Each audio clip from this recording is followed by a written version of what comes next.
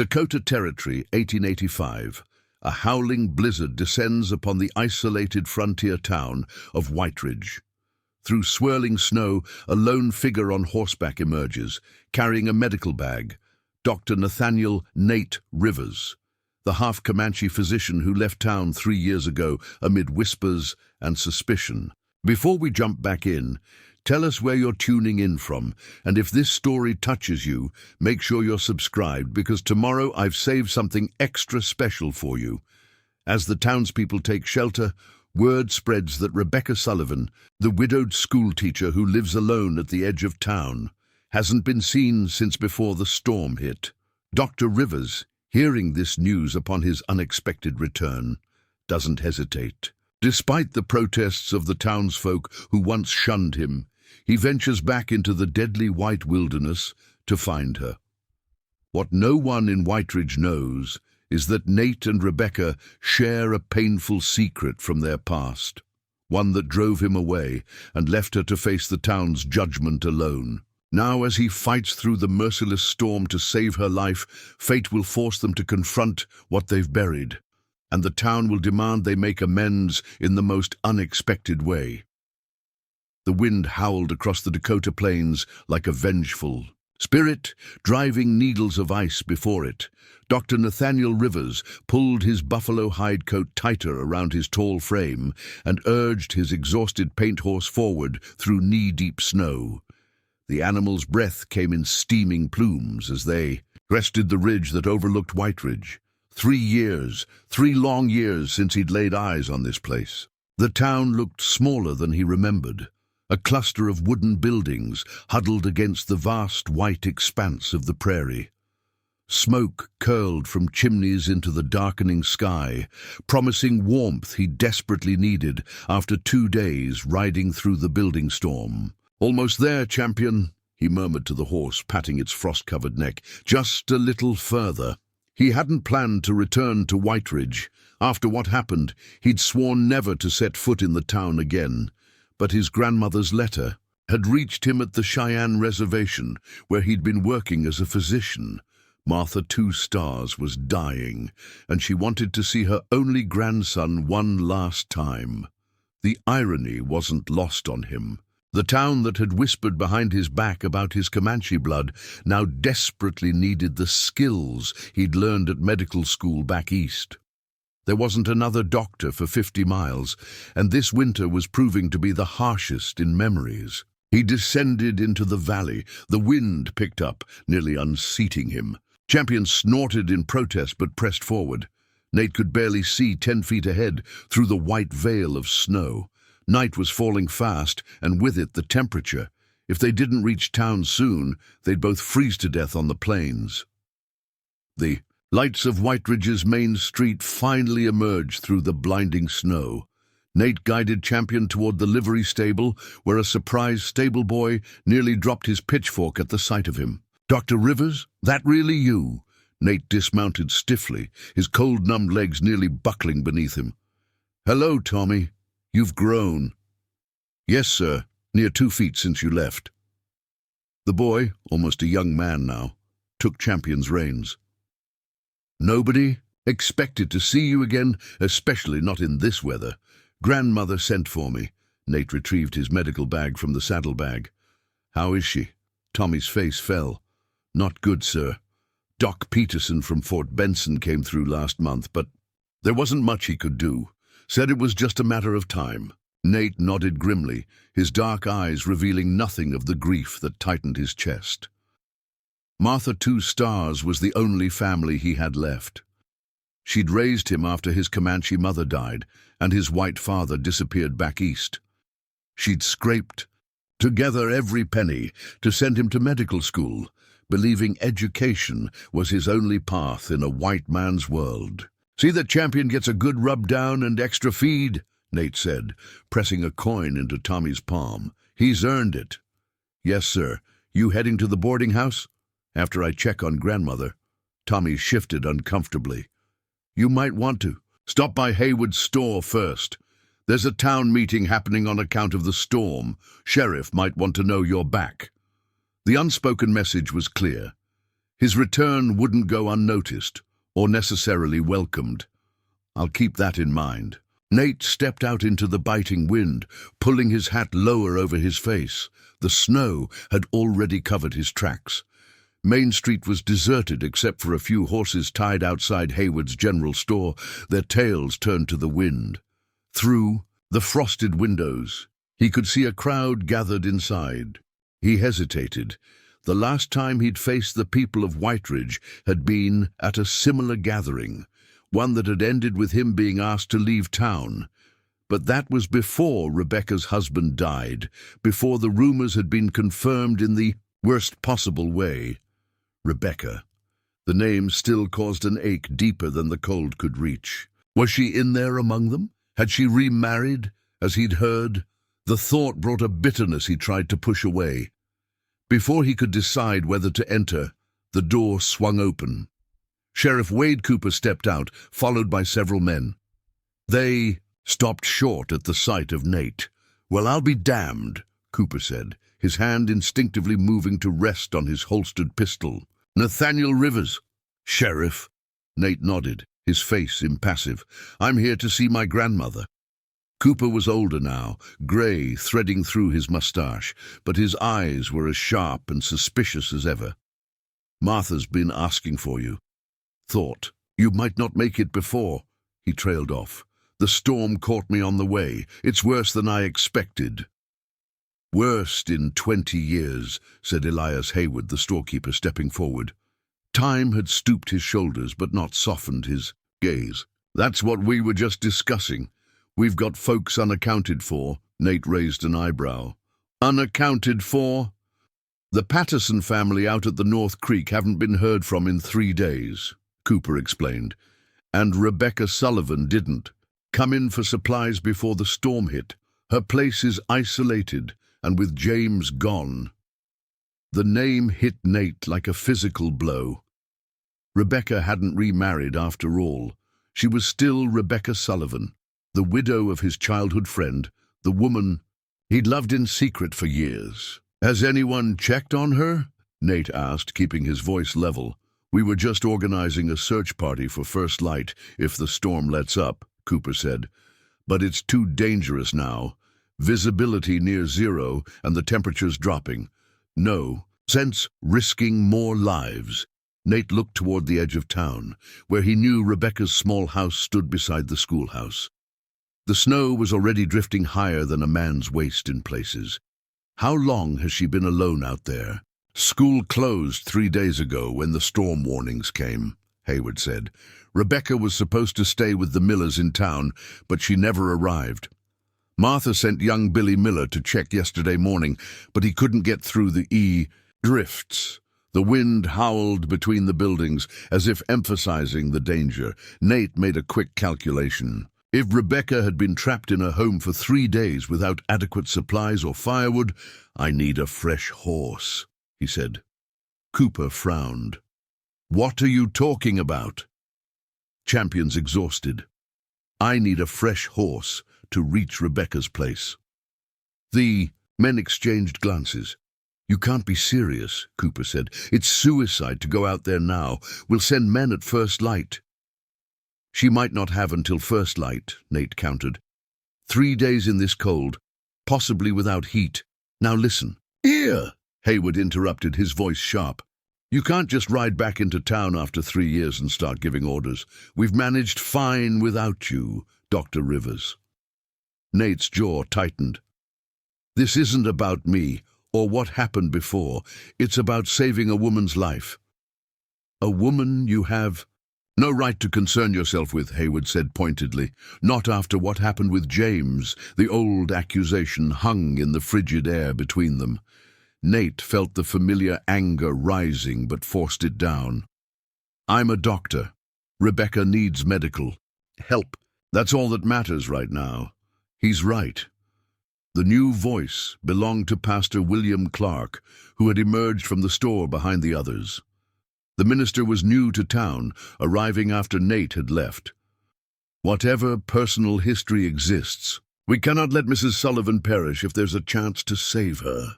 Cooper sighed heavily, frost clouding around his face. It's your funeral, Rivers, but I won't have it on my conscience that I didn't try to stop you. I'll take that as your blessing, Sheriff."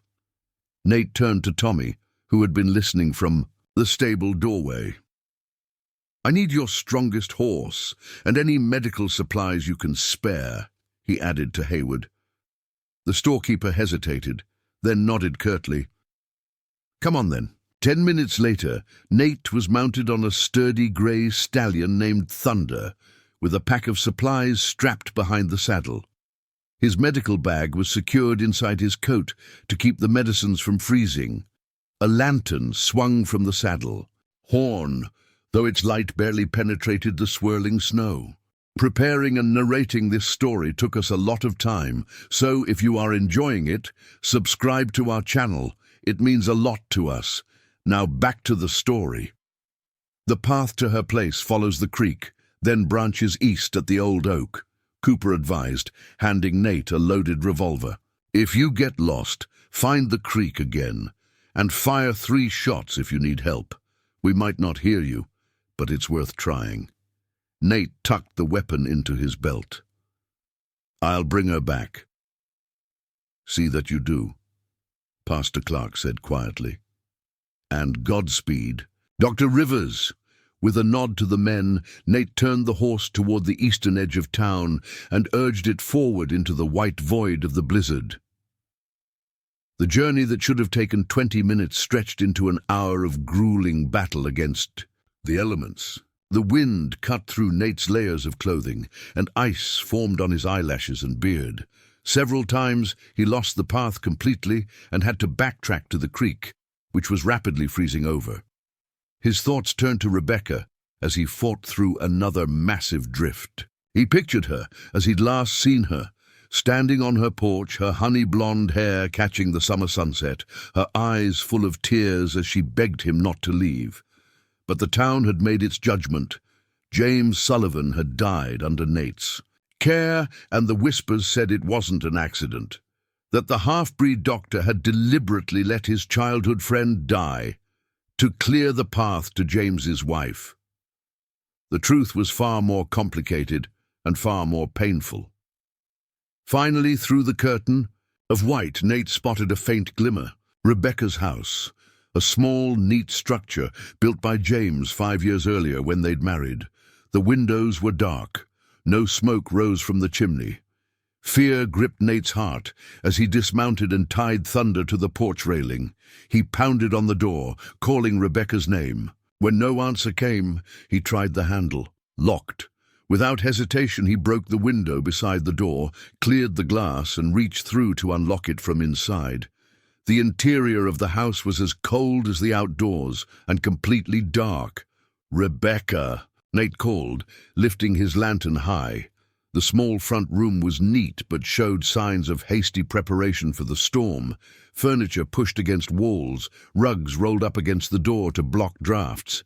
He moved quickly through to the bedroom and stopped short. There, huddled beneath every blanket in the house, lay Rebecca Sullivan. Her face was deathly pale, her breathing shallow. "Rebecca," he whispered, setting down the lantern and rushing to her side. He pressed his fingers to her neck and found a pulse, weak but present. Her eyelids fluttered at his touch. "James," she murmured. The name was like a knife to his heart. "No, Rebecca, it's Nate, Nathaniel Rivers." Her eyes opened fully then, clouded with fever but widening in recognition. "Nate, you came back?" "Don't try to talk." He began his examination, his doctor's training taking over. Her skin was cold, but her forehead burned with fever. Pneumonia, most likely.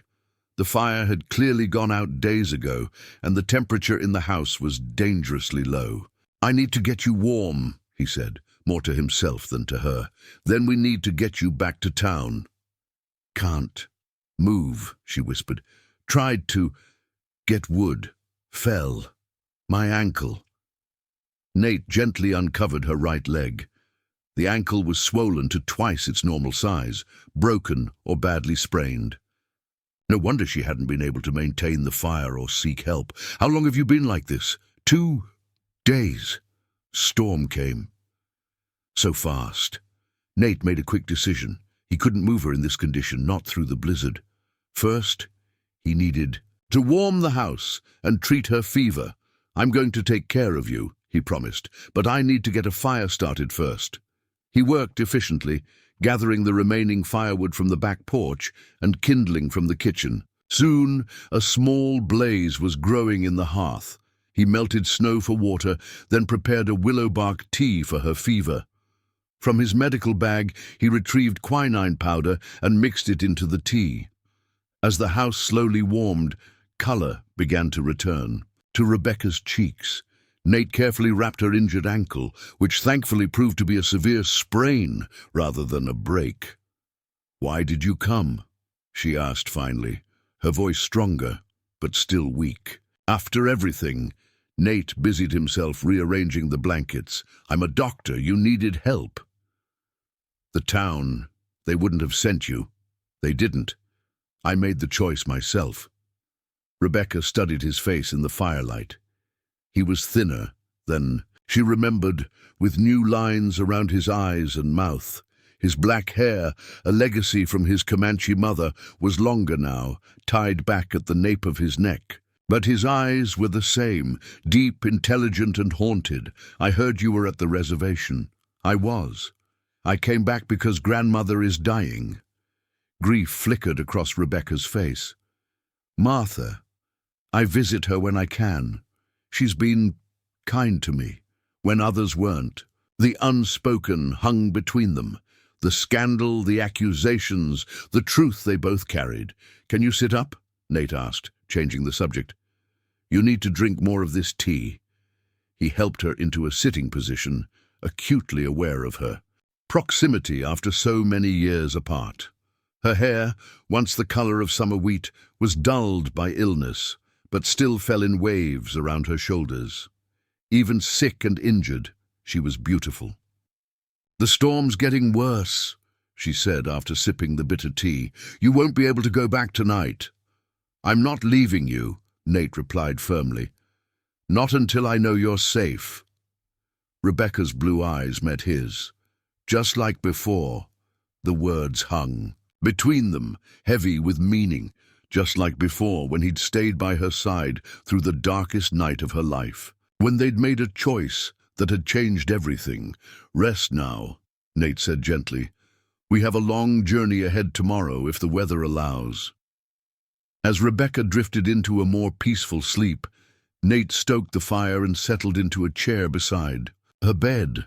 Outside, the wind screamed around the little house and snow continued to fall, sealing them together in a world cut off from judgment and the past. But Nate knew the isolation was temporary. Soon enough, they would have to face Whiteridge and the secret that had driven them apart 3 years ago. A secret that, if revealed, could destroy the fragile peace Rebecca had built in his absence. The blizzard had forced him back into her life. But what would happen when the storm cleared and the truth they'd buried threatened to resurface? Dawn broke reluctantly over Whiteridge, the pale light barely penetrating the curtain of falling snow. The blizzard had weakened overnight, but still maintained its grip on the Dakota territory. In Rebecca Sullivan's small house, Dr. Nathaniel Rivers stirred from his uncomfortable vigil in the wooden chair, his neck stiff from the awkward position. Rebecca was sleeping more peacefully now, her breathing less labored than the night before. The fever had broken sometime in the early morning hours, a good sign that the pneumonia might be retreating. Nate checked her pulse, stronger, steadier. Her skin was warm, but no longer burning with fever. He added the last log to the dwindling fire and considered their options. The storm had let up enough that they might make it back to town, but Rebecca's injured ankle complicated matters. Moving her would be difficult and potentially dangerous in these conditions. The sound of Rebecca stirring drew his attention back to the bed. "Good morning," she said softly, her voice hoarse but stronger than the previous night. "How are you feeling?" Nate asked, slipping easily into his physician's demeanor. Like I've been trampled by a buffalo herd, she admitted with a weak smile. But better than yesterday. Nate poured her a cup of water from the kettle he'd kept warm by the fire. Your fever's broken. That's a good sign. Rebecca took the cup with slightly trembling hands. Thank you for coming, for saving my life. Their eyes met momentarily before Nate looked away, busying himself with his medical bag. We're not out of danger yet. The fire's nearly out of wood and we need to get you back to town. Is it still snowing? Yes, but not as heavily. I think we could make it if we bundled you up properly. He hesitated. I'd need to carry you to the horse. Your ankle won't bear weight yet. A flush that had nothing to do with fever colored Rebecca's cheeks. I don't want to be a burden. You're not, Nate said firmly. Never that. The unspoken history between them filled the small room. Rebecca looked down at her hands, at the simple gold band she still wore 3 years after James's death. They'll talk, she said quietly. When you bring me back. People always talk. It's what they do best in small towns. You know it's more than that. Rebecca's blue eyes held his gaze steadily now. After what happened with James, I didn't let him die, Nate said, the words bursting from him with sudden intensity. 3 years of pent-up frustration colored his voice. I did everything I could to save him. I know that, Rebecca whispered. I've always known that. Nate ran a hand through his long dark hair, composing himself. I'm sorry, I shouldn't have. We've never really talked about it, have we? Rebecca pushed herself up to sit straighter, wincing slightly. About that night, about what happened after. Maybe this isn't the time. When would be better? When we're back in town, surrounded by people who drove you away, who still look at me like I'm... She stopped, tears welling in her eyes. Nate sat on the edge of the bed, his physician's instincts warring with the emotional distance he'd tried to maintain. Rebecca, they thought I was carrying your child, she said bluntly.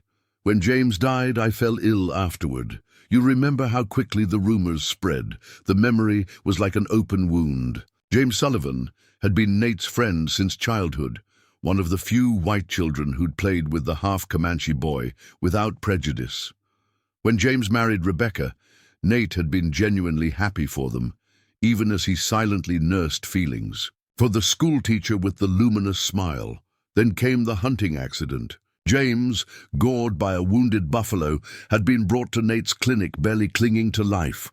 For 3 days and nights, Nate had fought to save him, Rebecca constantly at his side.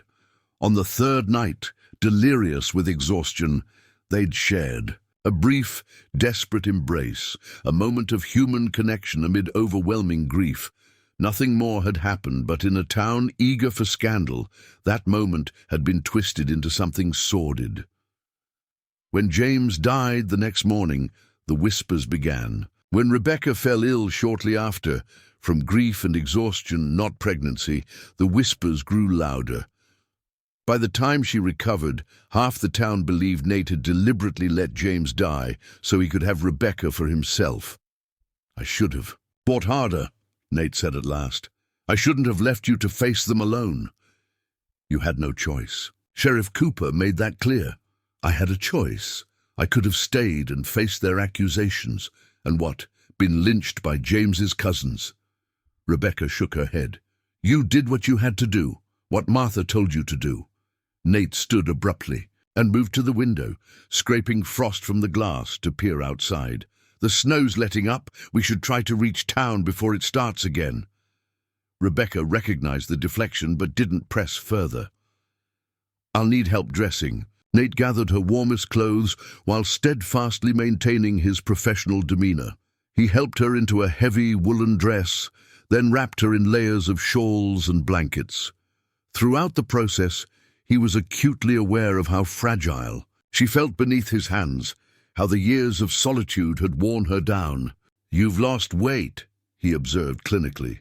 Teaching doesn't pay much, she replied with a flicker of her old spirit.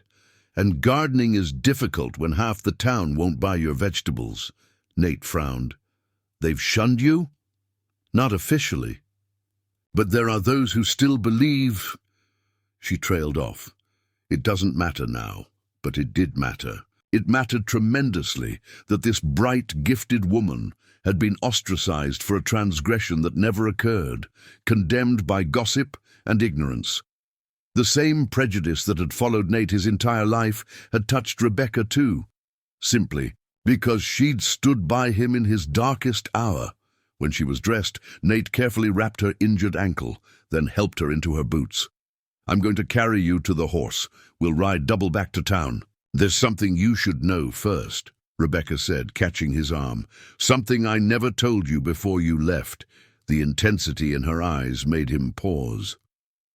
"What is it?" James knew. "About my feelings for you." She swallowed hard. "He confronted me the day before the hunting trip. Said he'd seen how I looked at you. We argued terribly. It was the first real fight of our marriage." Nate stared at her, stunned. "Why are you telling me this now?" "Because if anyone in town ever found out, they'd think—" She couldn't finish the sentence. "That I had even more reason to let him die," Nate completed grimly. "That we both did." Rebecca nodded, tears spilling down her cheeks. "I've carried that guilt for 3 years, wondering if my feelings somehow caused what happened. If James was reckless on that hunt because of our fight." Nate knelt before her, taking her cold hands in his. "James's death was an accident, nothing more. You aren't responsible, and neither am I. Then why does it feel like I am? Why has God punished me all these years?" "God didn't punish you, Rebecca. People did." Nate squeezed her hands gently. "And people can be cruel when they're afraid or don't understand." A sudden gust of wind rattled the windows, reminding them of their precarious situation. Nate stood, decision made. "We need to leave now, while there's daylight." "Are you ready?" Rebecca nodded, wiping away her tears. "As ready as I'll ever be." Nate wrapped her in his buffalo hide coat, then lifted her into his arms. She was lighter than he expected, and he felt a surge of protectiveness as she instinctively curled against his chest. Outside, Thunder nickered nervously, stamping his hooves in the snow. "It's going to be cold," Nate warned as he carried her through the door. "Keep your face buried against me to protect from the wind." The journey back to White Ridge was arduous. Though the snowfall had temporarily lightened, the wind still bit with Arctic teeth, and the drifts had grown even higher overnight. Thunder struggled valiantly, but their progress was painfully slow. Nate kept one arm securely around Rebecca's waist while he guided the horse with the other. "Talk to me," Rebecca murmured against his chest after they'd been riding for nearly an hour. "Keep me awake. What do you want to know? Tell me about the reservation, about your work there." Nate described the Cheyenne community where he'd spent the past 3 years, working alongside the tribal healer to combine traditional medicine with his Western training. He spoke of the children he'd delivered, the elders he'd comforted in their final days, the young men he'd patched up after hunting accidents. "Do you miss it?" Rebecca asked. "Parts of it," he admitted. "There's freedom there. No one questions who I am or where I belong. Unlike here, unlike anywhere, really. I'm always caught between 2 worlds." Rebecca was quiet for a moment, then said, "Martha was so proud when you went to medical school. She'd show anyone who visited your letters." The mention of his grandmother brought a pang of guilt. "I should have come back sooner, for her sake." "She understood why you couldn't." "Did she?" Nate asked softly. "I'm not sure I did." They fell silent as Thunder negotiated a particularly treacherous drift. The horse was tiring, his breath coming in heavy plumes of steam. Nate scanned the white landscape, trying to get his bearings. The creek should be nearby, which meant the town was less than a mile away. "Look," Rebecca said suddenly, pointing ahead. "Riders." Through the curtain of blowing snow, dark figures on horseback were approaching. As they drew closer, Nate recognized Sheriff Cooper leading a group of men, including Pastor Clark, and surprisingly Elias Hayward. "Rivers!" Cooper called out, relief evident in his voice. "We were just coming to look for you both." Mrs. Sullivan needs immediate shelter and medical attention, Nate replied, all business. She has the beginnings of pneumonia and a sprained ankle. Pastor Clark urged his horse forward. Thank the Lord you found her in time. We feared the worst when the storm didn't break this morning.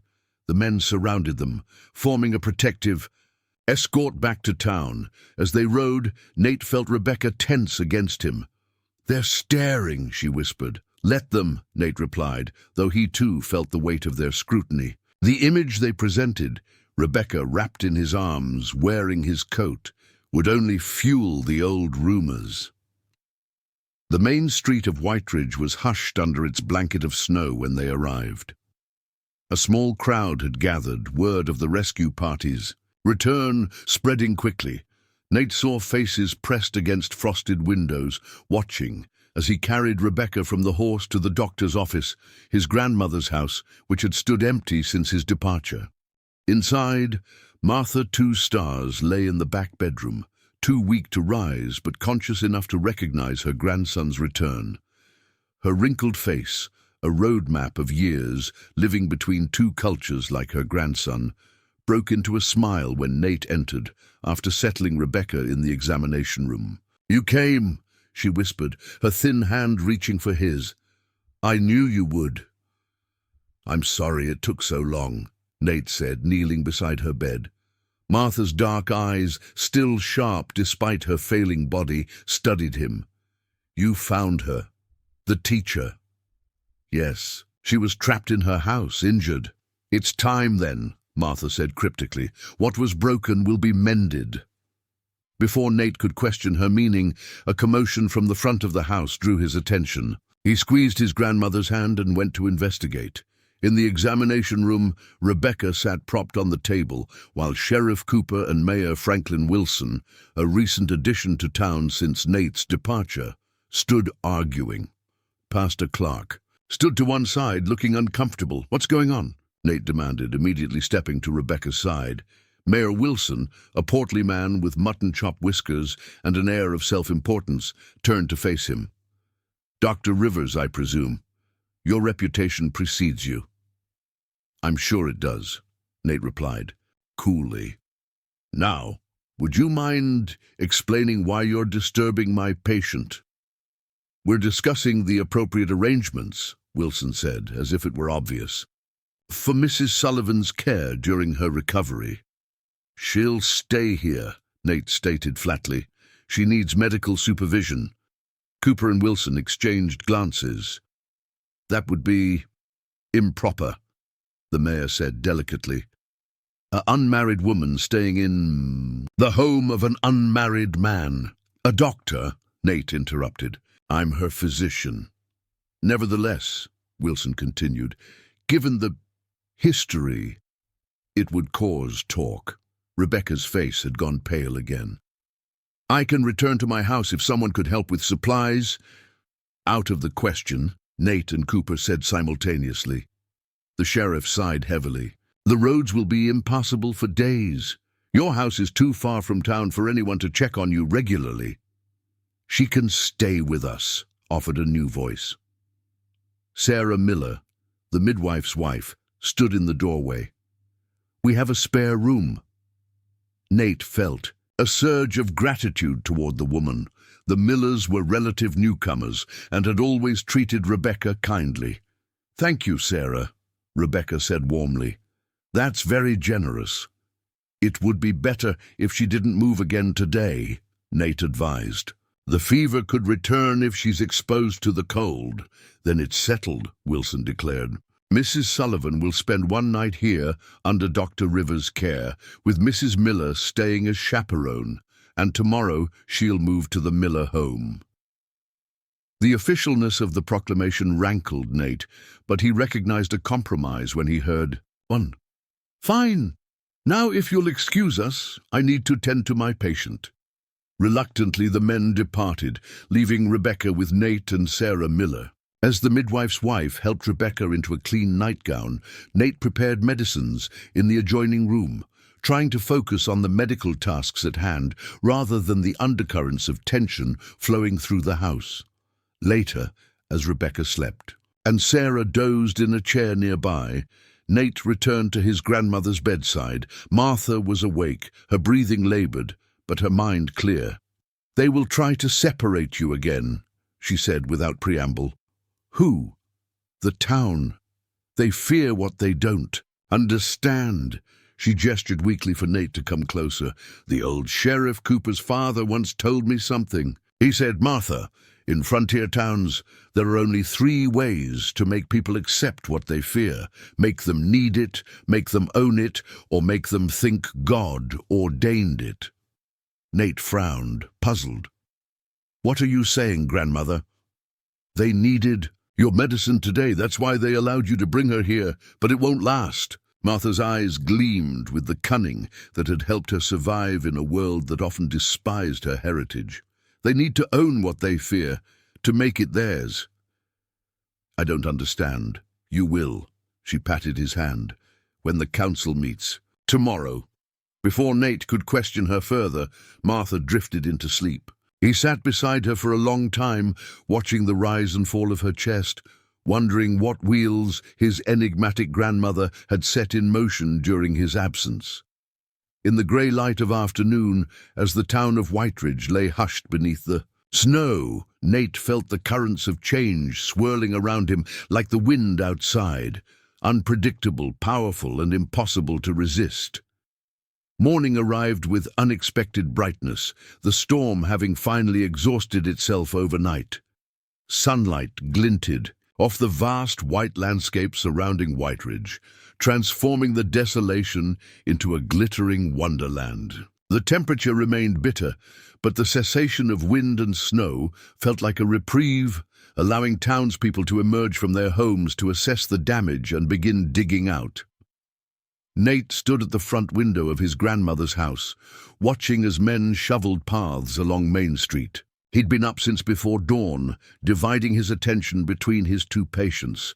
Rebecca's fever had not returned, a promising sign, though her ankle remained swollen and painful. Martha, however, had weakened further during the night.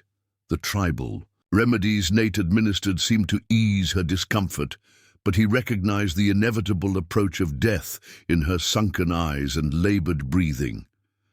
"You should eat something," Sarah Miller said, appearing beside him with a steaming cup of coffee. The midwife's wife had proven herself a capable nurse, helping with both patients while maintaining a discreet silence about matters that didn't concern her. "Thank you." Nate accepted the cup gratefully. "How is Mrs. Sullivan this morning?" "Awake and asking for you," Sarah replied with a small smile. "She's stronger today. Your medicines worked wonders." Nate nodded, relieved. "And my grandmother?" Sarah's expression softened with compassion. "Fading, Dr. Rivers. I think she's been holding on until your return." The truth in her words struck deep.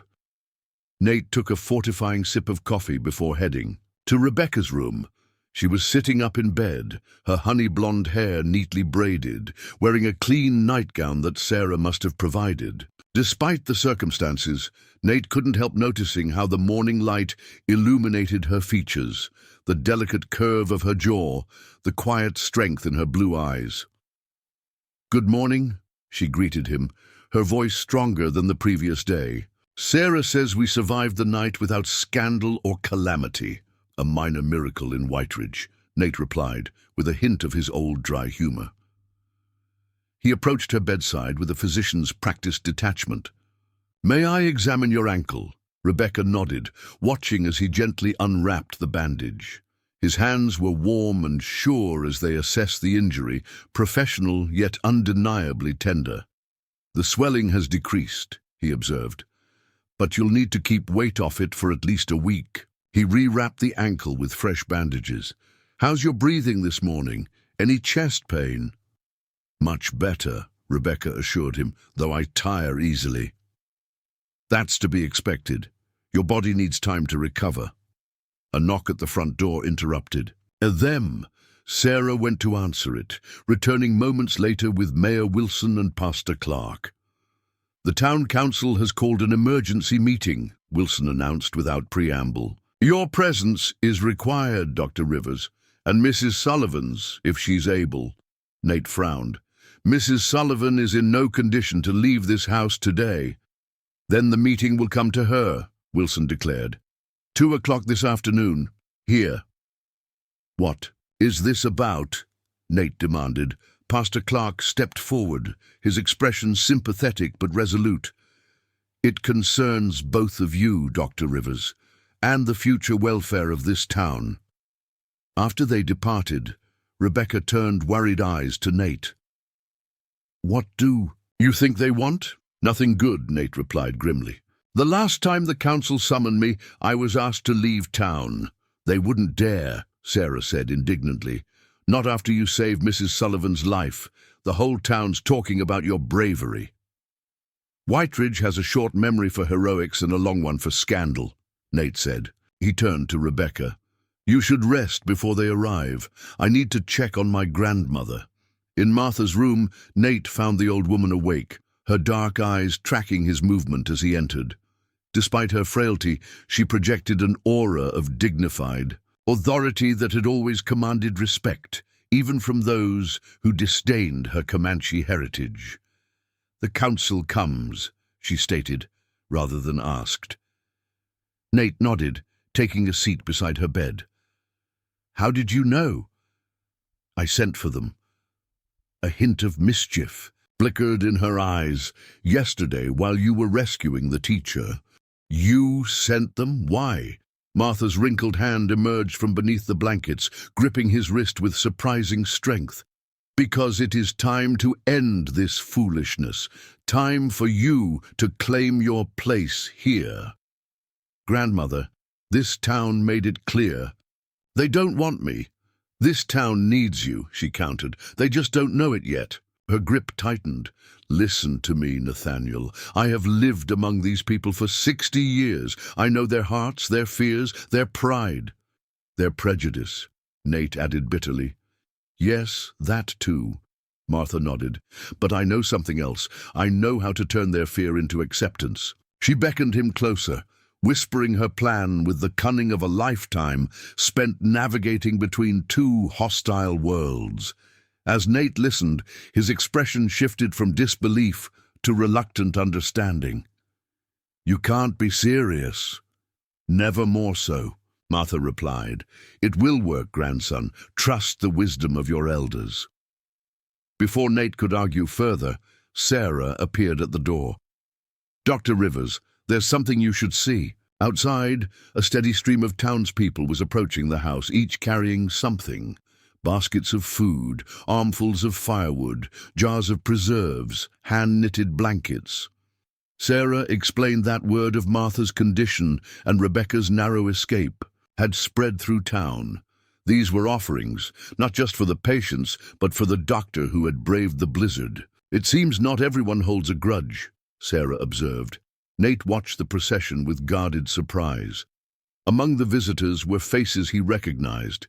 Mrs. Patterson with her famous apple pies, Tom Jenkins, the blacksmith, hauling a cord of seasoned oak, even old Mr. Finch, who had once called Nate a savage behind his back, now solemnly presenting a bottle of fine whiskey for medicinal purposes. Most surprising was the arrival of Elias Hayward, the storekeeper who had been among Nate's most vocal critics 3 years ago. He came bearing not just supplies, but an awkward apology. What you did for Mrs. Sullivan? Well, it took courage, Hayward admitted gruffly. This town needs a doctor, always has. Perhaps we were hasty in our judgment before. Nate received the offerings with quiet dignity, neither accepting nor rejecting the implicit olive branch. Inside, Rebecca watched the procession from her window with a mixture of hope and trepidation. By 2 o'clock, the front room of Martha's house had been transformed into an impromptu council chamber. Rebecca, propped up on the settee with her injured ankle elevated, observed as the town's leading citizens filed in. Mayor Wilson, Sheriff Cooper, Pastor Clark, Elias Hayward, and 3 other council members. Sarah Miller remained at Rebecca's side, while Nate stood near the fireplace, his posture deliberately casual, yet alert. Martha had insisted on being present, and Nate had carefully carried her fragile form to a rocking chair where she sat wrapped. In blankets, her aged face impassive, but her eyes missing nothing. Mayor Wilson called the meeting to order with a pompous ceremony, outlining the extraordinary circumstances that had brought them together. Whiteridge finds itself at a crossroads, he declared. The worst winter in memory. Our only doctor gone these 3 years, and now Providence has returned Dr. Rivers to us in our hour of need. Nate's expression remained neutral, though he noted the mayor's convenient reframing of his forced exile as a voluntary absence. The question before us, Wilson continued, is what is to be done about the current situation. Which situation would that be, Mayor? Nate asked evenly. My grandmother's illness? Mrs. Sullivan's recovery? Or perhaps you mean my presence? In town, Wilson cleared his throat uncomfortably. All of those matters are of concern, Doctor, but primarily it is the matter of propriety that we must address. Pastor Clark leaned forward. What the mayor means to say, Dr. Rivers, is that while we are grateful for your heroism in rescuing Mrs. Sullivan, her continued presence in your home presents certain challenges to the moral fabric of our community. Rebecca's cheeks colored, but she held her head high. I fail to see how my receiving medical care constitutes a moral challenge, Pastor. It is not the care itself, but the circumstances, Wilson explained with exaggerated patience. A widowed lady residing in the home of an unmarried gentleman, regardless of his profession, invites speculation, especially given the history between you. A tense silence fell over the room. Nate felt a familiar anger rising, but suppressed it, sensing that an outburst would only confirm their worst suspicions. Mrs. Sullivan will be moving to the Miller home today, as agreed, he said. Problem solved. Sheriff Cooper shook his head. Not quite, Rivers. There's the matter of your grandmother's condition. Mrs. Sullivan will need continued medical attention for some time. You'll be visiting her regularly, I expect. As her physician, yes. And there's the issue of your status in this town, Hayward added. If you intend to stay after... He glanced apologetically at Martha. After your family matters are resolved. Martha Two Stars chose this moment to speak, her voice frail but commanding. My grandson belongs here, she declared. This town needs a doctor, he needs a home. What stands between you? Appearances, Mrs. Two Stars, Wilson said delicately. Reputation, the good opinion of neighboring communities. Pride, Martha corrected bluntly. Fear, the same fear that has always haunted the relationship between your people and mine. An uncomfortable shifting rippled through the council members. Pastor Clark broke the tension with a conciliatory tone.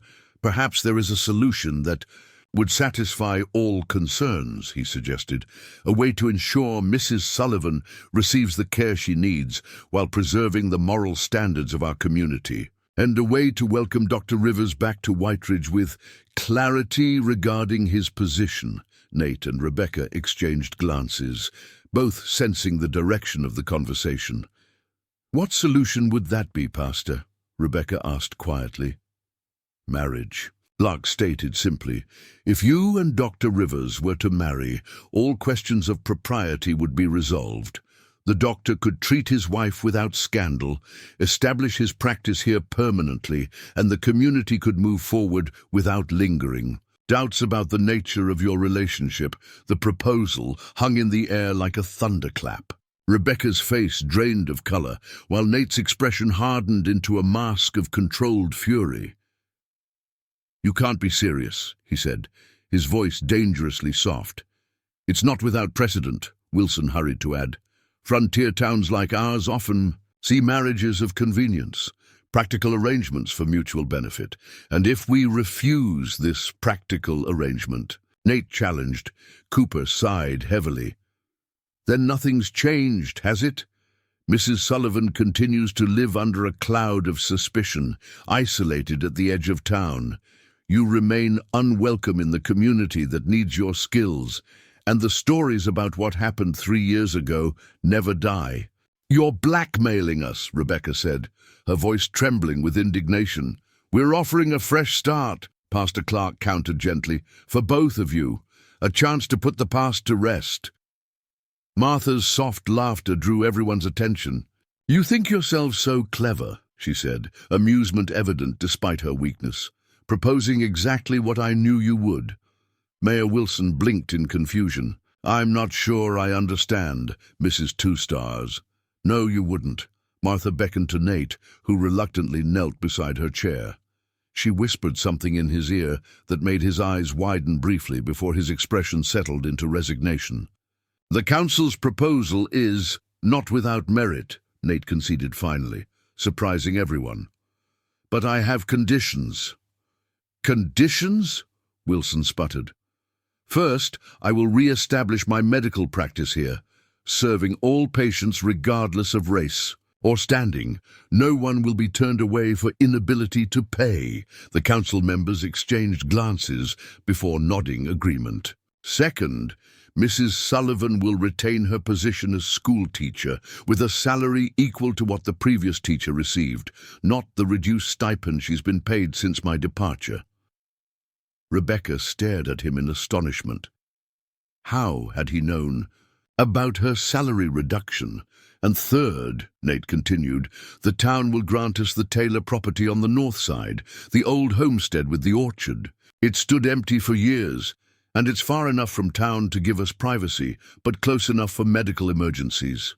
That's prime land, Hayward objected. Worth considerable money. Consider it my payment for 3 years of withheld services, Nate replied evenly. A dowry, if you will, from the town that drove me away, and now finds it needs me back. A tense silence followed, as the council members conferred in hushed tones. Finally, Wilson nodded reluctantly. Your terms are acceptable, Doctor. Provided, of course, that Mrs. Sullivan agrees to this arrangement. All eyes turned to Rebecca, who sat rigidly on the settee, her face a study in conflicting emotions. May I speak with Dr. Rivers privately before giving my answer? She requested, her voice steadier than she felt. The council granted her request, filing out to the kitchen, while Nate helped Rebecca into Martha's bedroom for privacy. Sarah tactfully remained with Martha, leaving the two alone for the first time since their revelations in her snowbound house. Did you know this was coming? Rebecca demanded as soon as the door closed behind them. Is this what Martha whispered to you? Nate raked a hand through his hair, his calm facade cracking. She suggested it might happen, said the council would try to solve 2 problems at once, getting a doctor back and fixing the scandal that never was. And you're willing to go along with this farce? I'm willing to consider it, Nate corrected. The question is, are you? Rebecca stared at him incredulously. You're asking if I want to enter a marriage of convenience, ordered by the same people who've shunned me for 3 years, who drove you away on the basis of lies and prejudice.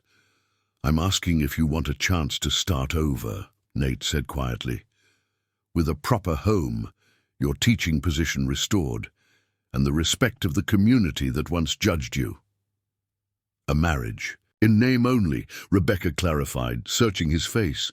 Something flashed in Nate's dark eyes, a moment of raw vulnerability quickly masked. If that's what you want. Rebecca turned away, moving to the window despite her injured ankle. Outside, Whiteridge lay pristine under its blanket of snow, beautiful and harsh in equal measure, much like the choice before her. They're using your grandmother's condition against you, she said softly. They know you want to stay for her final days, and they know I can't survive another winter alone in that house. Yes, Nate acknowledged, but that doesn't mean we can't use their manipulation to our advantage. Rebecca turned back to him, a question in her eyes. The Taylor property is the finest farmland in the county, Nate explained. With the orchard and that southern exposure, you could grow anything. And the house, it's twice the size of your current place, with a separate wing that could serve as my clinic. You've thought this through, Rebecca observed. I've had 3 years to think about what I'd do if I ever returned. Nate moved closer, his voice softening. Rebecca, I won't pretend this is ideal, but it could be a partnership that benefits us both. A fresh start, a partnership, she repeated thoughtfully, not a marriage. Call it what you will. I'm offering you protection, security, and a chance to reclaim your standing in this town. You don't owe me anything in return. Rebecca studied. Him, this man who had once been her husband's best friend, who had saved her life twice now, whose departure had left a void in Whiteridge that no one else had filled. And what about? She hesitated, the question too intimate to voice. Children? Nate supplied gently. That would be your decision, not mine.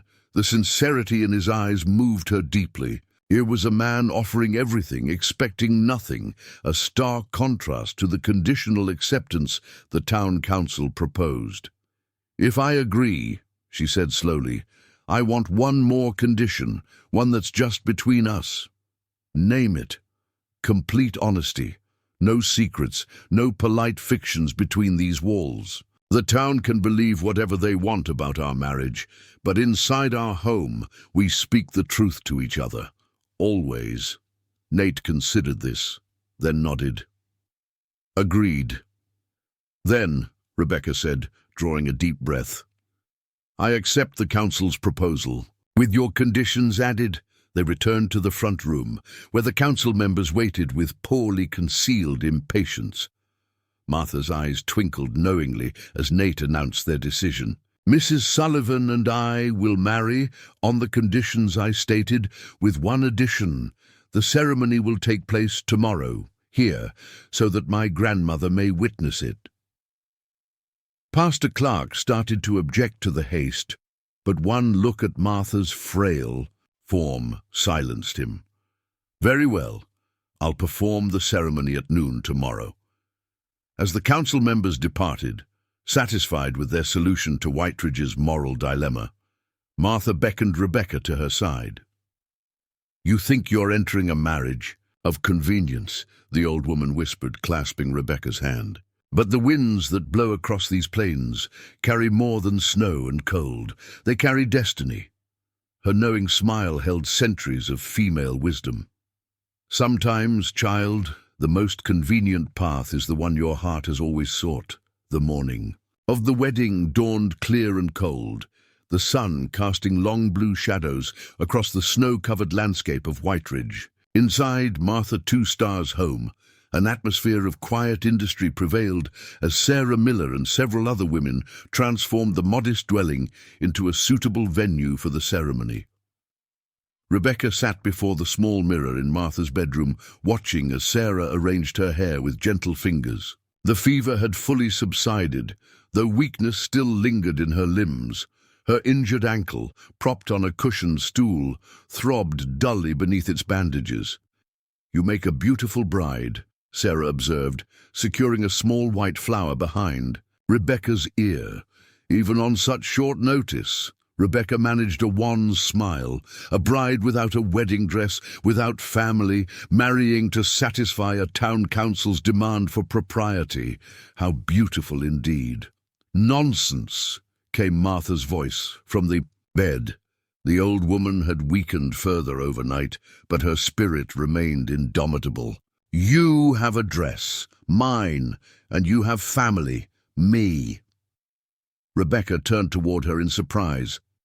Martha gestured toward the cedar chest at the foot of her bed. Open it, she commanded. Bottom layer, wrapped in muslin. Sarah helped Rebecca to the chest, where they discovered a carefully preserved wedding dress of remarkable quality. The ivory silk, though yellowed with age, still gleamed in the winter light streaming through the window. The design was elegant yet simple, with delicate beadwork adorning the bodice. "It was mine," Martha explained, "from when I married Nathaniel's grandfather. A gift from the missionary's wife who taught me to read." Rebecca lifted the dress reverently. "It's beautiful, but are you certain you want me to wear it? Who else would I save it for?" Martha's dark eyes held a lifetime of wisdom. "My son married a Comanche woman who had her own traditions. And Nathaniel," she smiled faintly, "I always knew it would be you." The cryptic statement hung in the air as Sarah helped Rebecca into the dress. Despite the age difference between the two women, the gown required only minor adjustments. When Sarah finished fastening the last button, Martha nodded in satisfaction. "Now you look like a Rivers woman," she declared. A knock at the door preceded Nate's voice. "May I speak with my grandmother? Alone." Rebecca and Sarah withdrew to the front room, leaving grandmother and grandson in private conversation. The main room of the house had been rearranged to accommodate the ceremony. Fresh pine boughs decorated the mantelpiece, their fragrance filling the air. A small table covered with a white cloth stood before the fireplace, where Pastor Clark would officiate. Already, townspeople were gathering outside, their breath clouding in the frigid air as they waited to witness the union that had been the talk of Whiteridge since yesterday's council meeting. Some came out of genuine goodwill, others from curiosity, and still others to ensure the arrangement they had demanded was fulfilled. Sheriff Cooper arrived with the necessary documents, his official capacity requiring his presence despite his personal discomfort with the situation. He nodded awkwardly to Rebecca. "Mrs. Sullivan, you're looking well." "Thank you, Sheriff," Rebecca replied with cool politeness. "I understand I have you to thank for organizing the search party that never came." Cooper had the grace to look abashed. "Dr. Rivers moved faster than we anticipated. For what it's worth, I'm glad he did." Before Rebecca could respond, Nate emerged from Martha's room, his expression somber. He had changed into a clean black suit that emphasized the breadth of his shoulders and the lean strength of his frame. His long dark hair was neatly tied back, revealing the strong lines of his face, a face that betrayed his mixed heritage in its high cheekbones and aquiline nose. "My grandmother would like to be moved to her chair now," he announced. "She insists on being part of the ceremony." As Cooper and another man carefully transported Martha to the rocking chair positioned near the makeshift altar, Nate approached. Rebecca, his dark eyes widened slightly at the sight of her in his grandmother's wedding dress. "You look—" He paused, seeming to search for appropriate words. "The dress suits you." "Thank you," Rebecca replied, acutely aware of the curious gazes around them. "Your grandmother was very generous to offer it." An awkward silence fell between them. Two people about to pledge their lives together who hadn't had a proper conversation about what that would mean. "Are you certain about this?" Nate asked quietly. "There's still time to change your mind." Rebecca glanced around at the assembled witnesses, at Martha watching them with knowing eyes, at the town officials who had maneuvered them into this position. "Are you?" she countered. A ghost of a smile touched Nate's lips. "I asked first." The familiar exchange, a pattern from their younger days, eased some of the tension between them. Rebecca squared her shoulders. "I made my decision yesterday," she said firmly. "I stand by it today." Nate nodded, a flicker of something indefinable crossing his features. "As do I." Pastor Clark called for everyone's attention, signaling the start of the ceremony. As the room quieted, Rebecca took her place beside Nate before the makeshift altar, balancing carefully to keep weight off her injured ankle. Nate offered his arm for support, and she accepted it gratefully, her fingers curling around the solid strength of his forearm. The ceremony itself was brief and stripped of romantic pretense. Pastor Clark, to his credit, omitted the traditional references to love and devotion, focusing instead on the practical aspects of marriage: commitment, mutual support, shared purpose. When it came time for the vows, Nate and Rebecca exchanged simple promises of loyalty and respect. "I will honor and protect you," Nate vowed, his deep voice carrying clearly through the hushed room. "Your needs will be my concern, your welfare, my priority. I will stand beside you," Rebecca responded. "Your burdens will be mine to share, your home mine to tend." No mention of love, no flowery declarations, just the honest commitment of two people entering a partnership born of necessity, but founded on mutual respect. When Pastor Clark pronounced them husband and wife, Nate hesitated only momentarily, before bending to place a chaste kiss on Rebecca's lips, their first physical contact beyond his medical ministrations. The brief touch sent an unexpected warmth through Rebecca's body, reminding her that beneath the practicality of their arrangement lay more complicated emotions neither had acknowledged. A smattering of applause broke the moment. Mayor Wilson stepped forward with the marriage certificate, which Sheriff Cooper witnessed with his signature. The Taylor property deed was presented next, freshly amended to include both their names. "The town of White Ridge wishes you both happiness and prosperity," Wilson intoned with practiced political smoothness, "and welcomes the return of medical services to our community." Martha beckoned the newlyweds to her side. Her breathing had become more labored during the ceremony, but her eyes remained clear and determined. "Bend down," she instructed Nate. When he complied, she removed a leather cord from around her neck, a small medicine pouch that he knew contained sacred herbs and objects from her Comanche heritage. "This protected me through many winters," she said, placing it around his neck. "Now it will watch over your new beginning." To Rebecca, she extended a weathered hand. "Come closer, daughter." When Rebecca leaned in, Martha whispered something in her ear that brought a flush to the young woman's cheeks. Whatever the message, Rebecca nodded solemnly before straightening. The modest wedding feast that followed was a community affair, with each family contributing what they could from winter stores. Tables were set up in the dining room and front parlor, creating a surprisingly festive atmosphere given the circumstances.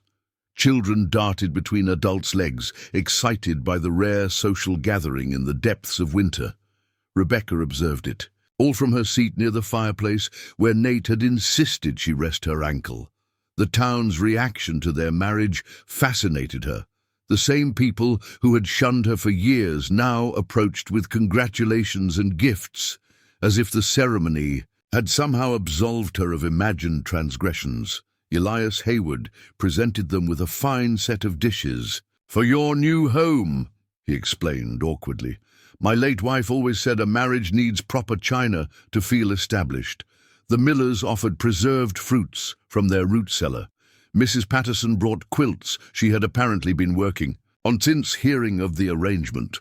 Even James's cousins, the Sullivans, who had been among Nate's harshest critics, grudgingly presented a hand-carved rocking chair. "James would want you to be provided for," his eldest cousin mumbled to Rebecca, pointedly ignoring Nate beside her.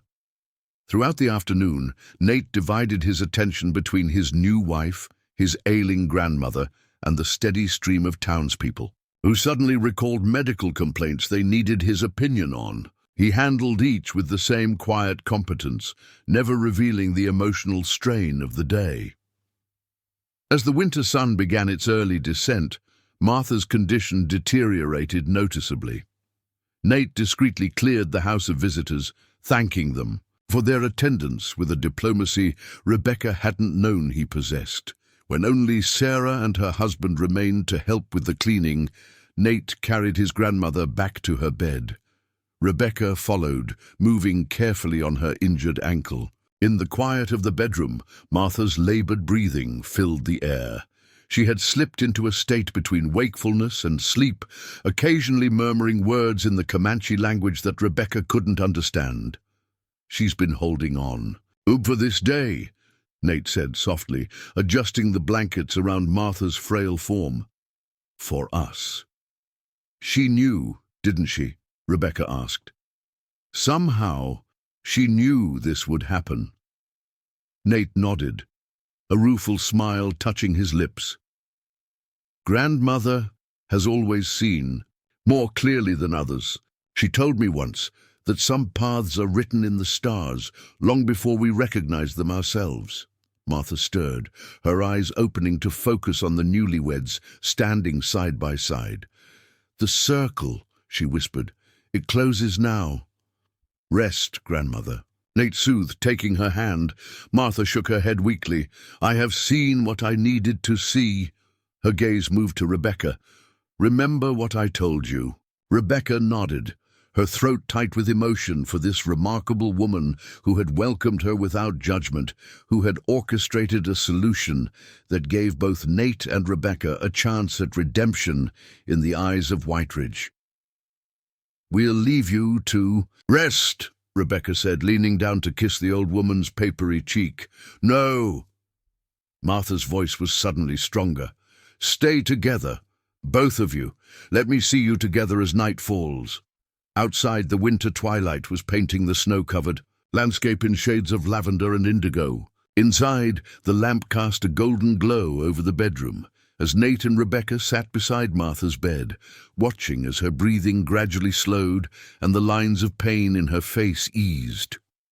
She's not in pain now, Nate murmured. The medicine is working.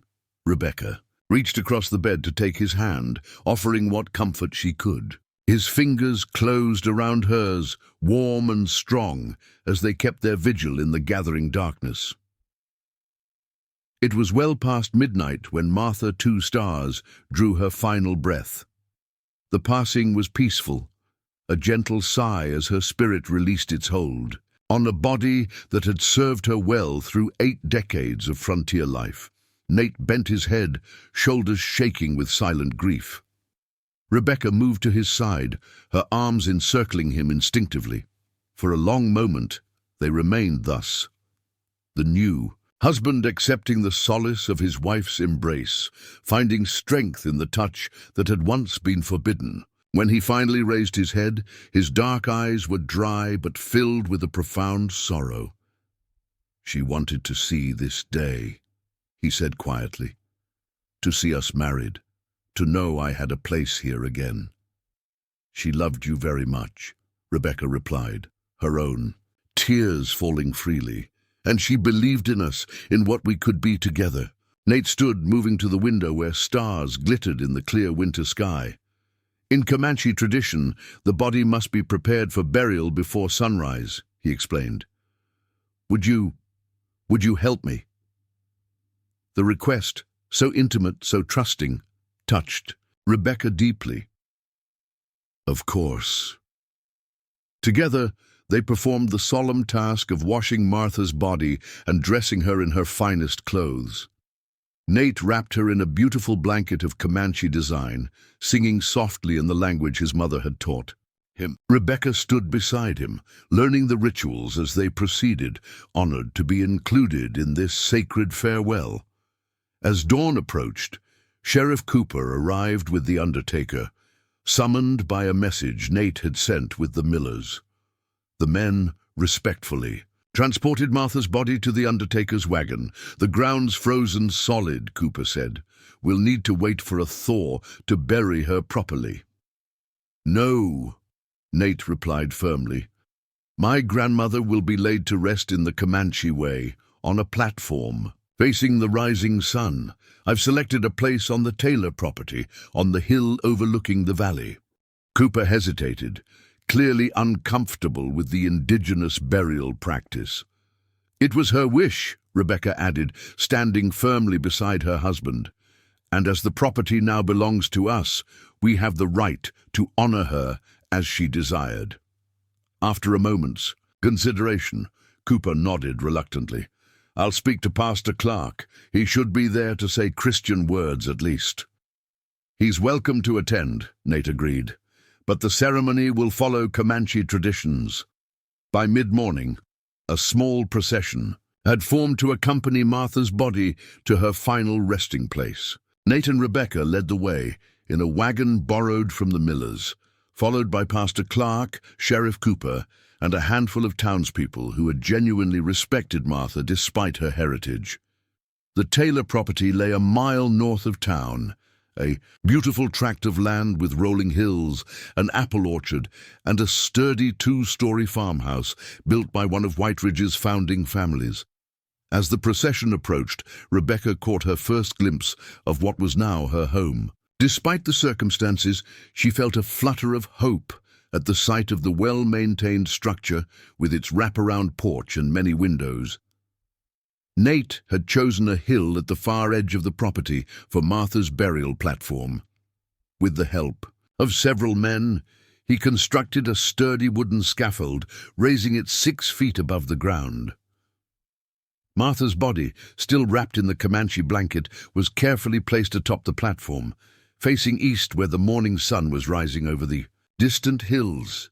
Pastor Clark offered a Christian prayer, his words carried away by the winter wind. When he finished, Nate stepped forward, speaking in the Comanche language, his deep voice rising and falling in what Rebecca recognized as a death song.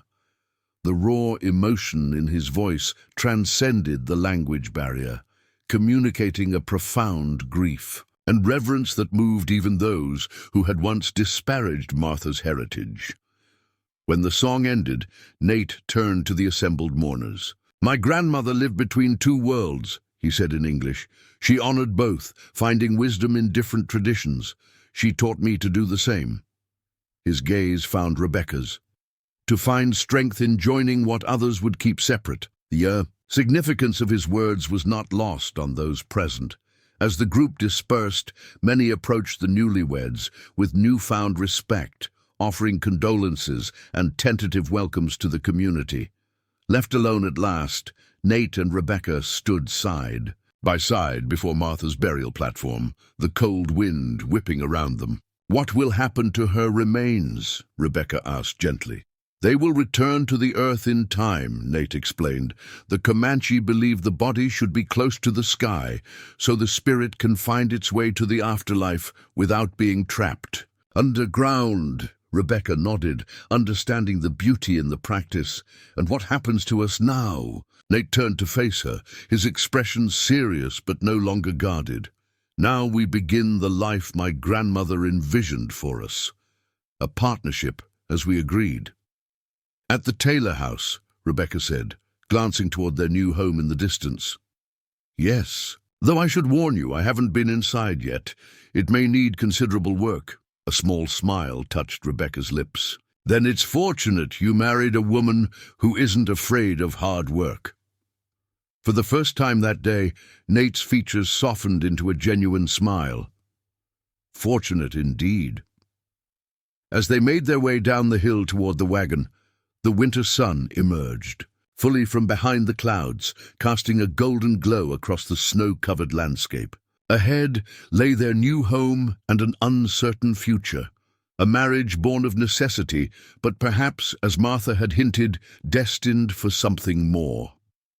Behind them, standing sentinel on the hill, Martha Two Stars began her journey to the spirit world, watching over the new beginning she had orchestrated with her final act of wisdom. The wagon creaked as it made its way up the long drive to the Taylor property, breaking through fresh snow that had fallen overnight. Rebecca sat beside Nate on the hard wooden seat, a trunk of her meager possessions secured in the back, along with crates of medical supplies and household necessities donated by the townspeople. The cold January air bit at her cheeks, but the buffalo robe across their laps provided welcome warmth. 3 days had passed since Martha's burial. They had spent those days at Martha's house, Nate settling his grandmother's affairs, while Rebecca recovered enough strength to manage the move to their new home. The small dwelling that had once belonged to Martha now stood empty, its contents either packed for transport or distributed according to Martha's wishes. As they approached the Taylor house, Rebecca studied what was to be her new home. The 2-story, Structure stood proud against the winter landscape, its sturdy construction a testament to the craftsmanship of a bygone era. A wide porch wrapped around the front and eastern side. Dormered windows on the upper floor suggested spacious bedrooms with ample light. Behind the house, the skeletal branches of the apple orchard stretched across 5 acres, promising bounty. In the warmer seasons. "What do you know about the Taylors?" Rebecca asked, breaking the comfortable silence between them.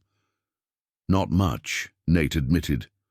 "Old Man Taylor was one of the original settlers, built the house in the 1850s.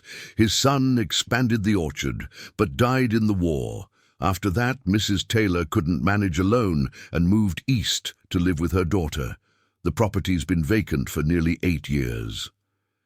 8 years? Rebecca frowned. "It looks well maintained for having stood empty so long.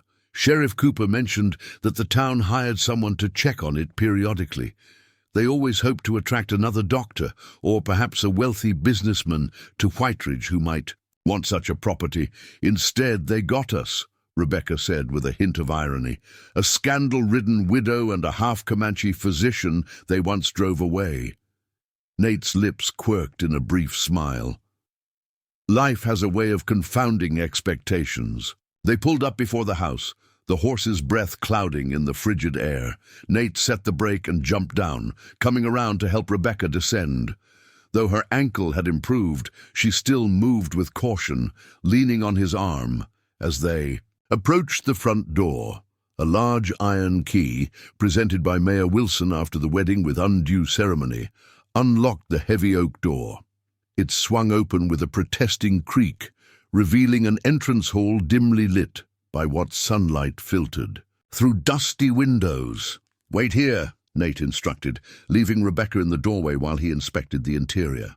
She watched as he moved methodically through the first floor, checking for structural damage or unwelcome wildlife that might have taken up residence.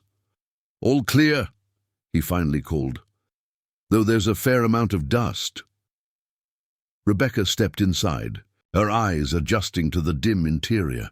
The entrance hall opened to a spacious parlor on the right and what appeared to be a formal dining room on the left. A broad staircase curved up to the second floor, its banister carved with a simple but elegant pattern. "It's larger than I expected," she observed, her voice echoing slightly in the empty space. "Too large?" Nate asked, watching her reaction carefully. "No, just different." Rebecca moved further inside, trailing her fingers along the mantelpiece of a stone fireplace that dominated the parlor. "My house, James's house, could fit in these 2 rooms alone. Our house now," Nate reminded her gently. "Both this one and yours. We don't have to sell your place if you'd prefer to keep it." Rebecca considered this unexpected offer. The small house at the edge of town held memories, some cherished, others painful. "Let me think about it," she said finally. "For now, I'd like to see the rest of this place." Nate led her through a tour of the first floor. The parlor and dining room, a substantial kitchen with a massive hearth and built-in cupboards, a small study that would serve perfectly as Nate's medical office, and a cozy breakfast nook that caught the morning sun. A back staircase led from the kitchen to the upper floor, where they found 4 bedrooms and, surprisingly, an indoor washroom with a copper tub, a luxury almost unheard of in frontier homes. "The Taylors spared no expense," Nate remarked, examining the plumbing system that collected rainwater in a cistern and delivered it to the washroom. This must have been quite innovative when it was built. The master bedroom occupied the southeast corner of the house, with windows on 2 walls, offering views of both the front drive and the orchard behind. A large 4-poster bed, the only piece of furniture left by the previous owners, stood against one wall. "The bed frame stays," Nate said, noting Rebecca's gaze. "Everything else we'll need to acquire or make. I've some skill with woodworking. Enough for basic furnishings, at least." Rebecca nodded, then asked the question that had been hovering between them since the wedding. "Which bedroom will you take?" Nate met her eyes steadily. "Any but this one. The master suite should be yours." "You're being a gentleman," Rebecca observed. "I'm honoring our agreement," he corrected. "This marriage may have been arranged for convenience, but I meant my vow to respect you." A warmth that had nothing to do with the temperature spread through Rebecca's chest. "Thank you," she said simply. They spent the remainder of the day bringing in their possessions and starting the considerable task of cleaning years of dust from the house. Rebecca insisted on helping, despite her healing ankle, concentrating on the kitchen while Nate tackled the heavier work of chopping firewood and lighting fires in the main fireplaces to chase the winter chill from the rooms. By late afternoon, the kitchen and parlor had achieved a reasonable level of cleanliness, and fires blazed in both rooms. Rebecca had unpacked Martha's dishes and arranged them in the kitchen cupboards, while Nate had assembled a makeshift bed in one of the smaller bedrooms, promising to construct a proper bed frame once they were settled. "I should check on the animals," Nate said, pulling on his coat as the early winter dusk descended. The barn behind the house contained 2 stalls for horses and a small byre that could house a milk cow. "We'll need to get more livestock come spring, but for now, Thunder and the wagon horses will need extra feed to withstand this cold." Left alone in the house, Rebecca continued organizing their meager possessions, establishing a semblance of home in the grand rooms. As darkness fell completely, she lit the oil lamps they had brought from Martha's house, their warm glow transforming the unfamiliar space into something more welcoming. She was setting out a simple supper of bread, cheese, and preserved meat, when Nate returned, stamping snow from his boots on the back porch. "The animals are settled," he reported, hanging his coat by the kitchen door, "and I found a stack of seasoned firewood in the lean-to, enough to last us at least a month if we're careful." "Good news," Rebecca said, gesturing to the table. "I've prepared something to eat. It's not much, but it's perfect," Nate assured her, washing his hands in the basin she had set out. "I didn't expect a proper meal our first night here." They ate in companionable silence, both tired from the day's exertions, but pleased with their progress. The simple food tasted better than it should have, perhaps enhanced by the satisfaction of establishing their own household. "I've been thinking," Nate said as they finished the meal, "about how best to set up my medical practice here. The study would make an excellent examining room," Rebecca suggested. "It has its own entrance from the side porch, so patients wouldn't need to come through the main house." Nate nodded, impressed by her practical thinking. "Exactly what I was considering, and there's the small room adjacent that could serve as a waiting area." He hesitated, then added, "Would you be opposed to me converting one of the upstairs bedrooms into a recovery room for patients too ill to return home immediately?" "Of course not," Rebecca said without hesitation. "This house is meant to serve both our purposes. You need space for your practice, just as I'll need an area to prepare lessons for school." "About that," Nate leaned forward, his expression serious. "The school board meets next week to formally reinstate you at your full salary, as per our agreement with the town council. I'd like to accompany you to that meeting, if you'll permit it." Rebecca considered this, appreciating his respect for her independence even as he offered support. "I would welcome your presence," she admitted. "There are certain members of the board who may be reluctant to honor the agreement." Nate's dark eyes hardened slightly. "Then they'll answer me. The town made promises to secure my services. As a physician, they will keep them." The protective edge in his voice stirred something in Rebecca, a feeling long dormant since James's death. Not dependence, but partnership. The knowledge that for the first time in 3 years she did not stand alone. After supper, they moved to the parlor where the fire had warmed the room to a comfortable temperature. Rebecca took a seat in one of the 2 chairs they had brought from Martha's house, while Nate added another log to the flames. "We should make a list," Rebecca suggested, "of what we need most urgently. Furnishings, supplies, equipment for your practice. Agreed. Nate took the other chair. Though we should be prepared for limited options until the spring thaw allows wagons through from Fort Benson. We can make do until then, Rebecca said confidently. Between what we have and what can be bartered for in town, we'll manage. Nate studied her in the firelight, admiration evident in his gaze. You've always been resilient, Rebecca. Even when the town turned against you, you never surrendered your dignity. The unexpected praise brought color to her cheeks. I had little choice. Surrendering wasn't an option, not if I wanted to keep teaching. You had choices, Nate countered. You could have left Whiteridge, started fresh somewhere your reputation hadn't been tarnished. Many would have. Rebecca looked into the fire, considering his words. Perhaps, but this place, despite everything, it's home. The children needed a teacher who cared for them, not just the position. And now, do you still consider it home, even after how they treated you? I'm beginning to, she said thoughtfully, especially now that... She trailed off, unsure how to articulate the change in her circumstances. Now that you're no longer alone, Nate suggested quietly. Rebecca nodded, meeting his gaze. Yes, though our marriage may not be conventional, there's comfort in sharing burdens. A comfortable silence settled between them, broken only by the crackling of the fire.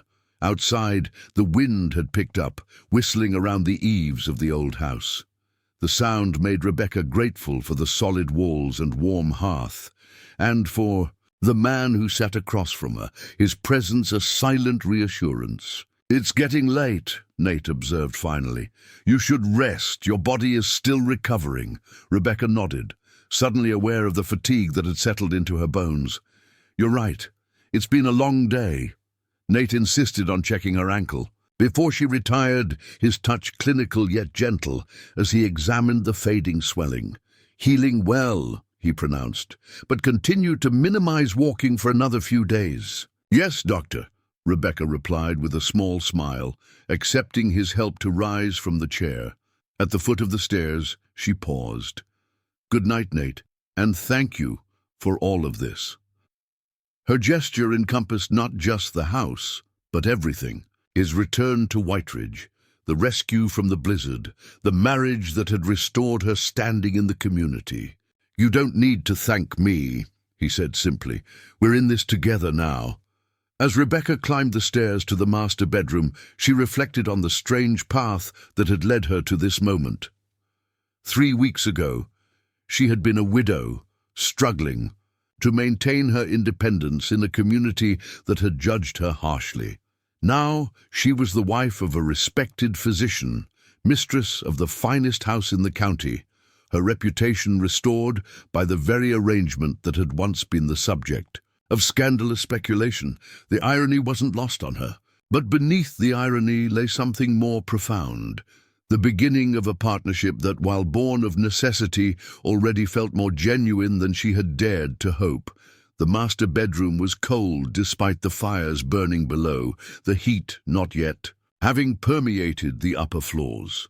Rebecca changed quickly into her nightgown and slipped beneath the quilt on the massive 4-poster bed, grateful for the hot brick Nate had prepared to warm the sheets. The unfamiliar dimensions of the room, the different angle of moonlight through the windows, the distant sounds of Nate moving about downstairs, all served as reminders of how dramatically her life had changed.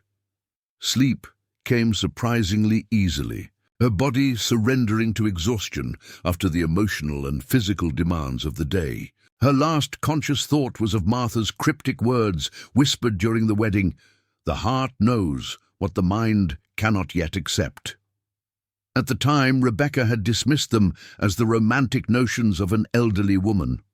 Now, on the threshold of slumber in her new home, she wondered if Martha's insight might prove prophetic in ways she had not anticipated.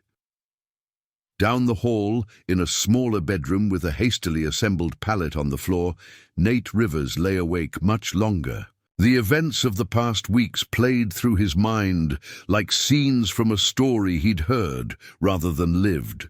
The frantic ride through the blizzard, finding Rebecca near death, his grandmother's machinations, the town council's ultimatum, the wedding, Martha's peaceful passing, and now this new beginning in a house grander than any he had ever expected to call home. He thought of Rebecca sleeping in the master bedroom, of the quiet strength she had shown throughout their unconventional courtship and marriage. Despite everything she had endured, the loss of her husband, the cruel gossip, the isolation, she had maintained a grace and resilience that humbled him. Their marriage might have been arranged for practical reasons, but Nate found himself hoping it might evolve into something more genuine with time. Not the passionate romance of youthful fantasy, perhaps, but a true partnership built on mutual respect and shared purpose. With that hope warming him more effectively than any fire, Nate finally drifted into sleep, lulled by the winter wind, singing around the eaves of the house that now sheltered both physician and schoolteacher, the half-Comanche doctor and the widow who had been forced to marry, yet might just find something precious in their unusual union. Dawn arrived with a clarity unique to winter mornings, the rising sun casting the snow-covered landscape in hues of pink and gold. Rebecca woke to unfamiliar surroundings, momentarily disoriented before remembering the events of the previous day. The air in the bedroom was cold, but beneath the heavy quilt she was comfortably warm. The smells of coffee and wood smoke drifted up from below, evidence that Nate was already awake and tending to the morning fires. Rebecca dressed quickly in the chilly room, grateful for the thick wool stockings that protected her feet from the cold floorboards. She pinned her hair in a simple style, foregoing the more elaborate arrangement she might have attempted for a school day. Downstairs, she found Nate in the kitchen, stoking the fire in the massive hearth where a coffee pot simmered on a hook. He had already brought in fresh water from the well and was slicing bread from one of the loaves they had brought from town. "Good morning," he greeted her, looking up from his task. "Did you sleep well?" "Better than expected," Rebecca admitted, moving to pour herself a cup of coffee, "though it will take time to grow accustomed to the sounds of this house." "All houses have their own language," Nate observed. "The way they settle at night, how the wind finds different paths through the eaves." Rebecca smiled at the poetic observation. Another glimpse of the thoughtful man beneath the stoic exterior. "This one seems to be saying it's pleased to have occupants again." Nate returned her smile, the expression transforming his serious features. "I believe you're right. 8 years is a long time to stand empty." They shared a simple breakfast, discussing the tasks that lay ahead for the day. Rebecca would continue organizing the kitchen and bedrooms, while Nate planned to ride into town for additional supplies and to check on patients who had sought his services since his return. "Is there anything specific you need from town?" he asked as he prepared to leave. Rebecca considered, then said, "Fabric. If Mr. Hayward has any suitable curtains. This house has too many windows to leave bare, especially in winter." Nate nodded, making a mental note. "I'll see what's available. Anything else? Just—" Rebecca hesitated, then continued with a slight flush. "Perhaps you could inquire about my personal items at the old house. My books particularly, and some keepsakes. I'd like to bring here." "Of course," Nate agreed immediately. "I'll collect whatever you wish to have." As he donned his coat and hat, Rebecca was struck by the domesticity of the moment. A wife seeing her husband off for the day, discussing household needs and plans for their shared home. It felt both strange and natural, a role she had played, before with James, but now enacted in this new context with Nate. "Be careful on the roads," she said, as he prepared to depart. "The snow may have drifted overnight." "I will," he promised, pausing at the door. With a hint of uncertainty unusual for his confident demeanor, he added, "Rebecca, are you comfortable here with this arrangement?" The question caught her by surprise, but she appreciated his concern. "Yes," she answered honestly. More than I expected to be. Relief flickered across his features.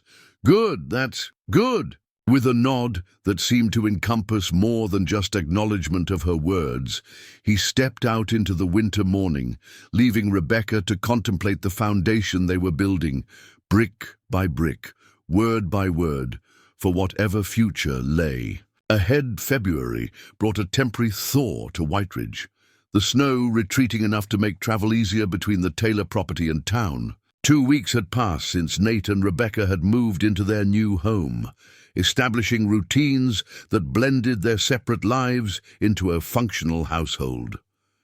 Nate had converted the study into a well-appointed examining room with instruments, arranged precisely on a desk he had crafted himself. Word of his return had spread beyond Whiteridge to outlying farms and neighboring settlements, bringing a steady stream of patients with winter ailments and injuries too long neglected.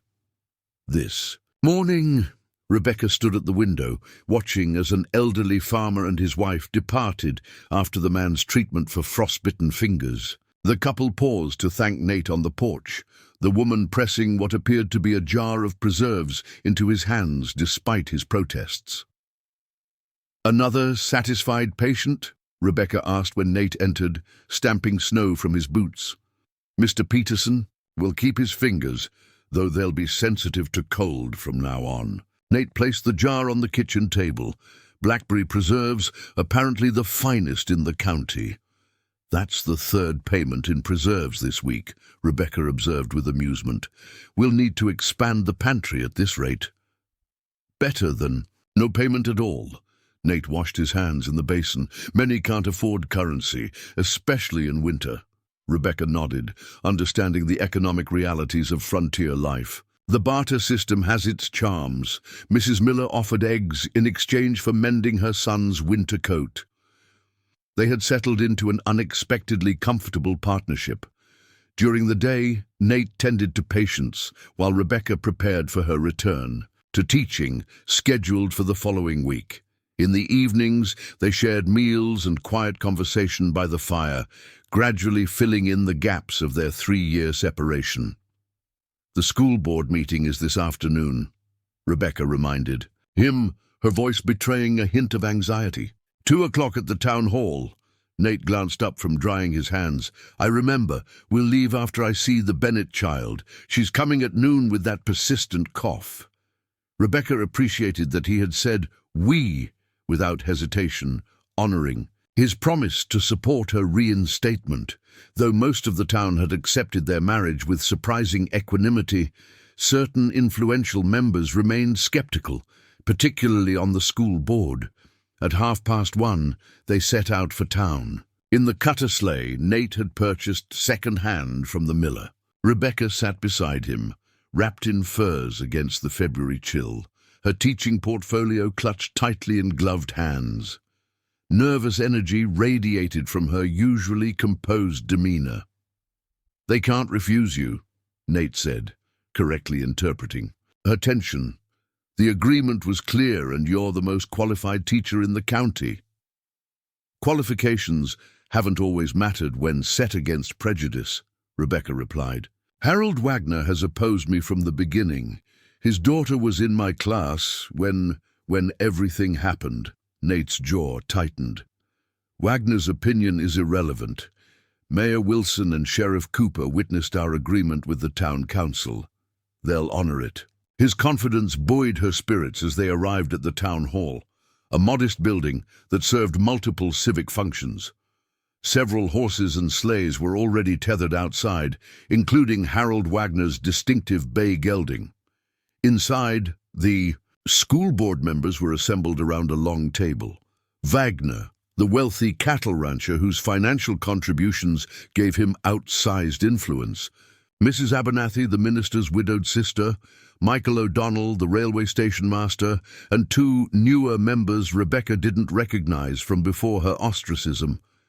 Mayor Wilson sat at the head of the table, with Sheriff Cooper standing nearby, their presence a tacit reminder of the town's official endorsement of the proceedings. "Dr. and Mrs. Rivers," Wilson greeted them with political cordiality. Please be seated."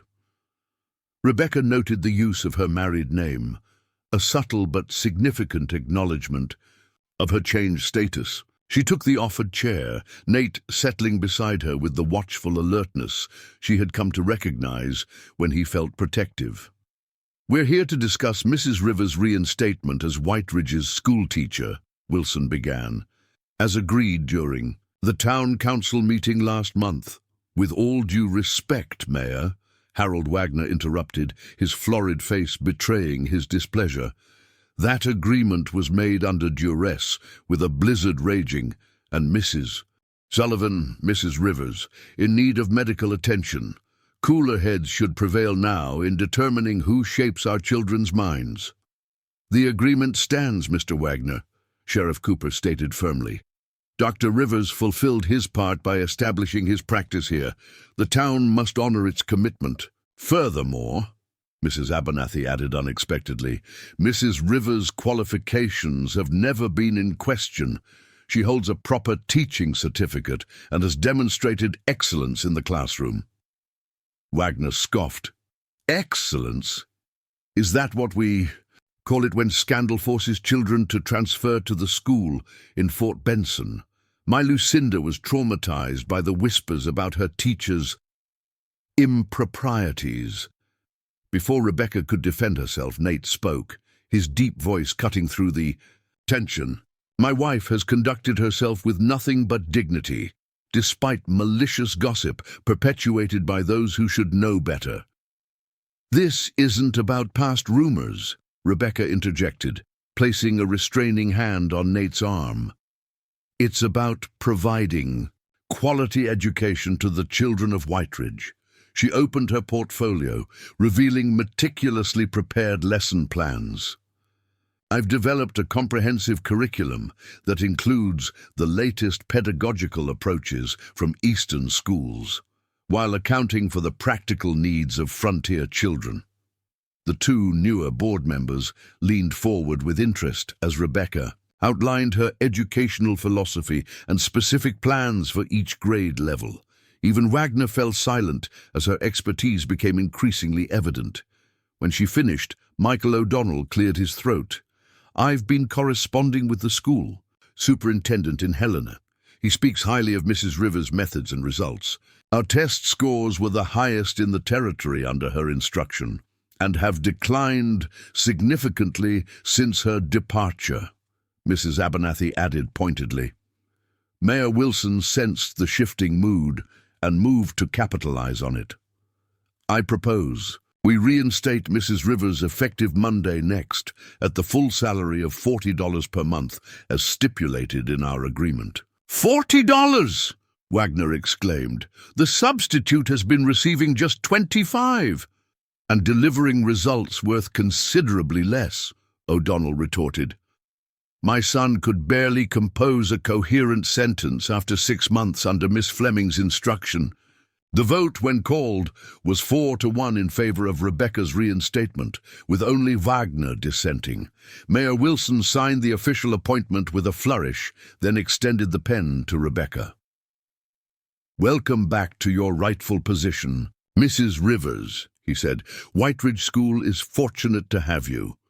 As they left the town hall, Rebecca's steps felt lighter than they had in years. The winter sunshine seemed brighter, the familiar buildings of Whiteridge more welcoming than they had been since the scandal erupted. "You were magnificent," Nate said quietly as he helped her into the sleigh. Even Wagner couldn't argue with your preparation and knowledge. "He'll continue to oppose me," Rebecca replied pragmatically, "but his influence has waned without the support of the others. And your influence will only grow as the children thrive under your teaching." Nate took up the reins, guiding the horse toward the mercantile. "We should celebrate your victory, perhaps dinner at the hotel restaurant?" The suggestion, their first social outing as a married couple, caught Rebecca by surprise. "That would be lovely." After completing their errands, including the purchase of fabric for classroom curtains, they entered the Whiteridge Hotel's modest dining room. Heads turned as they were seated, curious eyes assessing the unusual couple. the half-Comanche doctor, and the once scandalized schoolteacher, now respectably married and taking their place among the town's professional class. Over a simple but well-prepared meal, Rebecca noticed a change in how the townspeople approached them. Where once there had been averted gazes and whispered comments, now there were respectful nods and even friendly greetings. Their marriage, however unconventional in its origins, had transformed them from outsiders to integral members of the community. "Strange, isn't it?" Nate observed, reading her thoughts. "How quickly perceptions change when circumstances align with social expectations." "Perhaps not so strange," Rebecca replied thoughtfully. "People need structure, categories that make sense. To them, we've moved from the unsettling category of scandalous rumors to the comfortable one of respectable married professionals." "Is that what we are now?" Nate's dark eyes held a hint of amusement. "Respectable?" "Apparently so." Rebecca smiled, the expression reaching her eyes for the first time in longer than she could remember. "Though I suspect neither of us fits any category completely." As they drove home through the gathering dusk, Rebecca reflected on the day's victory and what it represented. Not just professional restoration, but a step toward reclaiming her place in a community that had once rejected her. Beside her, Nate guided the horse with steady hands, his profile strong against the twilight sky. Their marriage might have begun as an arrangement of necessity, but as the Taylor house came into view, windows glowing with welcoming light, Rebecca acknowledged the comfort she found in returning home with him, to their home, where expectations fell away and they could simply be themselves, uncategorized and unconfined by the town's perceptions.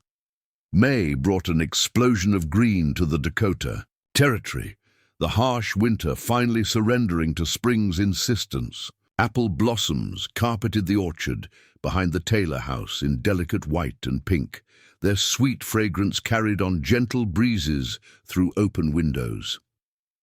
3 months had passed since Rebecca's return to teaching, 3 months of quiet evolution. In the arrangement she shared with Nate, their marriage, begun as a practical solution to societal demands, had developed unexpected depth as winter thawed into spring. Rebecca stood in the orchard, basket in hand, selecting fallen blossoms for the sachets she planned to make. The afternoon sun warmed her face as she worked, her mind pleasantly occupied with domestic thoughts rather than the constant worry that had been her companion for so long. The sound of an approaching horse drew her attention to the drive, where Nate appeared, returning from his morning rounds. He'd established a regular circuit of outlying farms and homesteads, bringing medical care to those too distant to reach town easily. The community's trust in him had grown steadily, his skill and dedication overshadowing any lingering prejudice. About his heritage, Rebecca watched as he dismounted with fluid grace, speaking quietly to thunder as he loosened the saddle. 3 months of proper meals had filled out his lean frame, and regular work had bronzed his skin in the spring sunshine. He moved with the confidence of a man who had found his place in the world. The realization struck her suddenly. They were happy, not in the giddy, passionate way of youthful romance, but in the deeper, more substantial manner of two people who had found unexpected contentment in shared purpose. "You're back early," she called, approaching the stable. Nate looked up, a smile warming his features. The Miller baby decided to arrive sooner than expected. Healthy boy, 7 pounds. Sarah must be delighted. They've wanted a son. Rebecca fell into step beside him as they walked toward the house. Was the delivery difficult? Straightforward, thankfully. Sarah's experienced enough that she did most of the work herself. I was barely needed. Inside, their home had transformed from the empty shell they'd first encountered. Simple, but elegant. Furniture, some purchased, some crafted by Nate's skilled hands, now filled the rooms. Curtains made from the fabric Rebecca had selected softened the windows. Bookshelves lined the study walls, filled with medical texts and Rebecca's collection of literature and educational volumes. Most significantly, the invisible boundaries that had initially divided their spaces had gradually blurred. Though they still maintained separate bedrooms, they shared the parlor in the evenings, reading or talking until the fire burned low. Meals had become times of genuine conversation rather than polite necessity. They moved around each other in the kitchen with the comfortable familiarity of dancers who had learned each other's rhythms. "I've invited the Pattersons for dinner Saturday," Rebecca mentioned, as she arranged her apple blossoms in a bowl. Emma Patterson finally agreed to let their daughter return to school. "The girl has promise as a writer." Nate nodded, washing trail dust from his hands. "Good. The more families who send their children back to you, the fewer who can support Wagner's." Objections. Though Rebecca's position had been officially secured, Harold Wagner continued his subtle campaign against her, encouraging certain families to withhold their children from her classroom. Each student who returned represented a small victory. "Wagner's influence wanes each day," Rebecca observed. "Sheriff Cooper mentioned that even the Cattlemen's Association has grown tired of his vendetta." "People recognize authenticity," Nate replied, drying his hands. "Your dedication to the children speaks louder than any rumors." Rebecca smiled at his unwavering support, one of the many unexpected gifts of their arrangement. "I've prepared a cold supper. The heat seemed too much for cooking." They ate on the back porch, enjoying the lengthening spring evening. Conversation flowed easily between topics: Nate's patients, Rebecca's students, plans for expanding the vegetable garden, a letter received from the medical college where Nate had trained. As twilight settled over the orchard, painting the apple blossoms in shades of lavender and gold, Rebecca found herself studying her husband's profile. The stern lines that had marked his features when he first returned to Whiteridge had softened, though the strength remained. "What is it?"